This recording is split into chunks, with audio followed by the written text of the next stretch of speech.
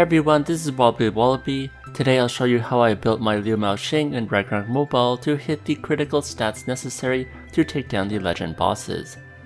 I'm coming from a physical main to a magic class, so I don't have all the optimal gears or cards, but I was able to hit the critical stats, which I'll break down for you in this video. I'm also using 75% depot and able to take down the legend bosses with it. Despite not having optimal gear, Liu Mao Xing is quite amazing and he's able to take down Legend Dragon and other bosses. The dragon and I both burn each other to death at the end. Also great news, I have codes to give away. I have 10 C, 5 global and 5 EU codes. In the comment section say how do you like Liu Mao Xing so far. Please include your Discord ID and which server you play on, such as C, global or EU. Winners will get codes September 30th, 2024. Now, when I first tested Liu Mao Xing on the beta server, I was at 140% deposit. I had access to the plus 15 weapon, Witcher Calamity for the spell crit, and seeded Draxel card for the lifesteal. I have none of these on my main account, so I wasn't sure how impactful these would be. Next, here are my stats with self buffs and foods. I'll do a breakdown in detail after an overview of my gear. I have 30,000 magic attack. I have all my stats at 119 and above since I'm using Beautiful Ensemble over It's Too Late. Unfortunately, Liu has move speed issues, so I couldn't maximize the skill damage from using It's Too Late. Next I have 77.4% magic penetration, which is close enough to the ideal 80%.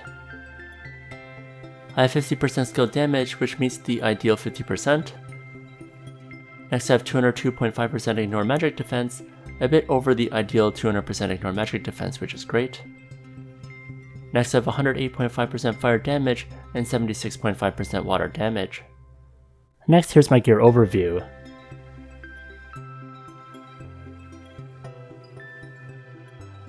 For offhand, I do need the ignore magic defense offhand because I lack insight and chance.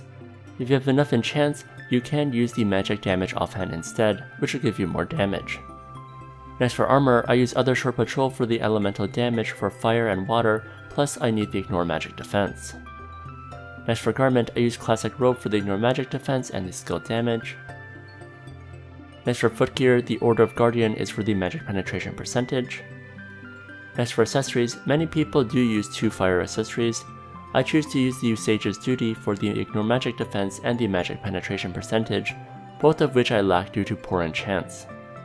For weapon, I use this class specific one. I'm forced to use the Firebird Cherry Star card since I lack ignore magic defense. Next I'm using the Shellshopet Star card because I'm using the magic crit build. Next for headgear, solo music is amazing against large bosses, although Homestead of Snowy Owl is my backup for the elemental damage. Next for face, I use Winter Crown for the skill damage. Next for mouth, I use the plus 6 Ocean's Attachment for the damaged MVPs. Next for back, I use the plus 6 Encomious Movement for the spell crit. Next for tail, I use Beautiful Ensemble since It's Too Late relies on move speed, which Liu is heavily deducted on. Next, here's my shadow equipment. I came from a physical damage main, so I didn't have a lot of the optimal magic shadow equipment. I quickly bought some in preparation for his release, so I'm not optimized here either, many of which are at 30%. Next for Oracle Mirror, I use the build for the damaged MVPs. Next for Relic, I use Lord of Vane. I won't use Ear of Fire Seed since many people don't have that and it's a bit busted. Next, here's a breakdown of my critical stats for PvE. First is my magic penetration, which is at 77.4%. Big sources of magic penetration include Blessing of Goddess, the Aesir Monument, and his weapon. The translation seems to be wrong for his weapon since it doesn't add magic attack, it adds magic penetration. I had to try this a few times to equip and unequip to verify this. Next, for Blessing of Goddess, I lacked attack cards, which is why I'm only at 16. Switching from physical to magic definitely is terrible if you lack cards for guild blessings, so please be aware of that before switching to magic. Now some other sources do include Katarina and Peter Wendy. Thanks to Maverick Molina for pointing out last video where my extra pen came from, is the tree buff in the Maple Leaf map, and that also adds ignore magic defense as well, so make sure you unlock that for the permanent boost. Next, here's how I hit 50% skill damage. There's definitely a lot of gachas that add to skill damage. Also, Zenobia card is also popular, but it's crazy expensive. Now, one thing I dislike about this class is the Radiant Dragon Flame Ruin. Having a high first line can give you up to 50% skill damage, which is absurd. So how much skill damage you get highly depends on this. For me, it's at 2.7%, which is quite low, and overall gives me 13.5% skill damage with 5 stacks. Next, to get 202.5% ignore magic defense, here are all my sources. There's definitely a lot of them. If you have lots of Insight 4 and Chance, you should get rid of the Demon Hunter's Trophy, since using that is a huge damage loss. Next, from my Adventure Handbook, I lowered my deposit to 75%. Also, my raw magic attack is at 3005. Next, for Advanced Ruins, here's my layout. One really lucky rune I got was the Bamboo Shadow Star Rune. My Great Magic Panda Tofu does 30%, which is a nice roll.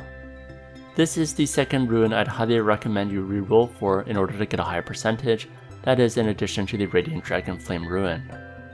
Next, for Arcane Ruins, I use White Blade Ruin as many bosses are by themselves a majority of the time, so the damage is quite high. Next, the Spirit Ruin because I hate running out of SP, and finally the War Preparedness Ruin for the HP shield. Next, here are my skills. Before a fight, I use Mountain Treasure Hot Pot for the insane buffs, make sure to get 5 stacks. Then I use Comet Fried Rice sometimes for the HP absorption shield. And then on manual and auto, I have the Magic Panda Tofu, his primary DPS. I sometimes cast Crystal Phoenix if I'm about to die for the anti-death.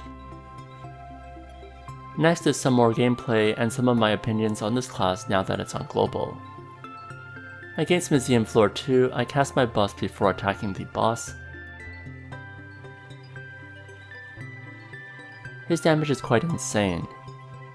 He is now my best magic DPS class, much better than my Genos, which is now my second best. Unfortunately, I don't have 7 out of 7 core hero passive for Sarah on this account, so I couldn't compare with her. He also outdamages some of my other physical DPS classes, as he can burst down the road quickly.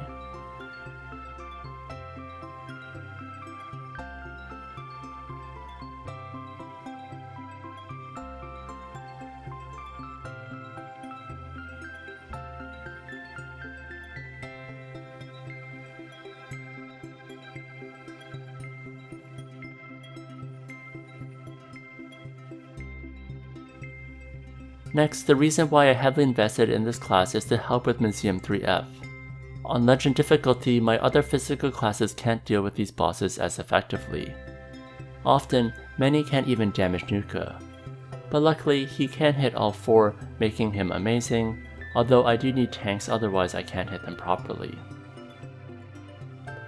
Next, against Isles, he shreds through the bosses too, but his gameplay in PvE is a bit boring. He mainly just stands there and destroys everything. Even for Klitzberg, you kinda have to run around to pick up rose petals. I feel like he's really AFK friendly. You could literally auto attack and you could go off and cook your own meal in real life.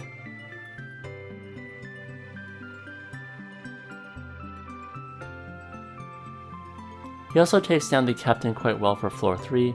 I love his AoE, it is so much easier to deal with mobs. At 75% deposit, this class is one of the easiest ones to clear all the bosses. Thor and Klitzberg are probably the only other ones that were so easy.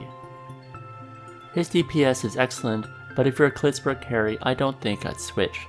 Klitzberg is much easier to gear up and her damage is insane even at low deposits. I'm only using Liu Mao Xing for floor 3 of Museum, and everything else will still be Klitzberg. Getting 200% ignore magic defense is difficult, and you're going to have to sacrifice some damage for it.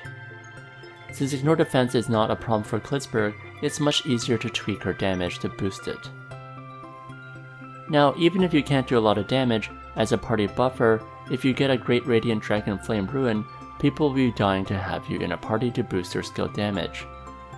One of my friends that I do weeklies with got Liu Mao Xing, and I can't wait to have him in my party so we can clear our weekly instances faster. If you're not doing DPS, you may also consider getting a high first line without a second line just for party buffs.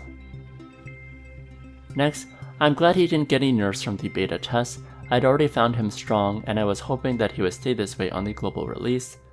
I can say that he is S tier and the best magic DPS PvE class right now, so make sure you purchase this class before time runs out. If you enjoyed this video, please like, comment, and subscribe.